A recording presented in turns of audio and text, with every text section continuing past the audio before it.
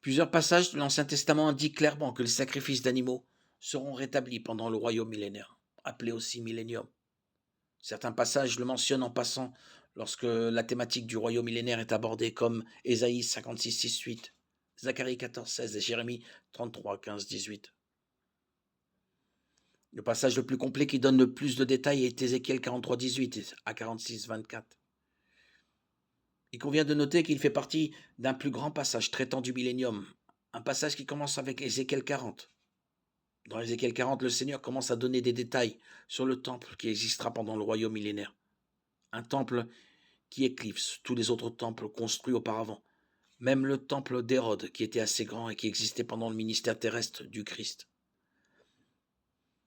Après avoir donné des détails sur la taille et l'apparence du temple et de l'autel, le Seigneur commence à donner des instructions détaillées sur les sacrifices d'animaux qui seront offerts, Ézéchiel 43, 18, 27.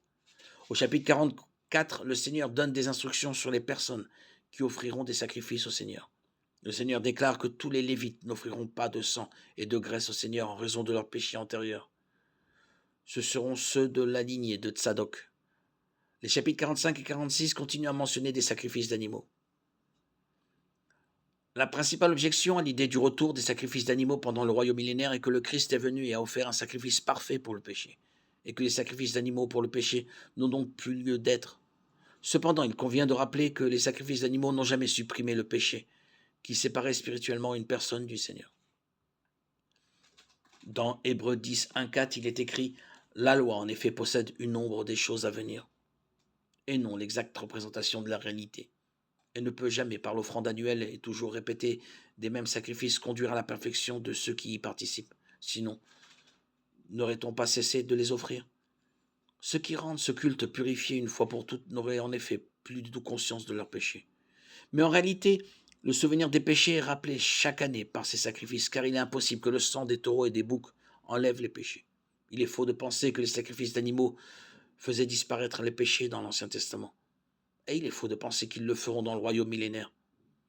Les sacrifices d'animaux servaient de leçon aux pécheurs, lui montrant que le péché était et reste une horrible offense contre Dieu et que le résultat du péché est la mort. Romains 3,20 dit « En effet, personne ne sera considéré comme juste devant lui sur la base des œuvres de la loi, puisque c'est par l'intermédiaire de la loi que vient la connaissance du péché. » La plupart des spécialistes s'accordent à dire que le but des sacrifices d'animaux dans le royaume millénaire est de nature commémorative. Tout comme la scène est un rappel de la mort du Christ pour l'Église d'aujourd'hui, les sacrifices d'animaux seront un rappel pendant le royaume millénaire. Pour ceux qui naîtront pendant le royaume millénaire, les sacrifices d'animaux serviront à nouveau de leçon.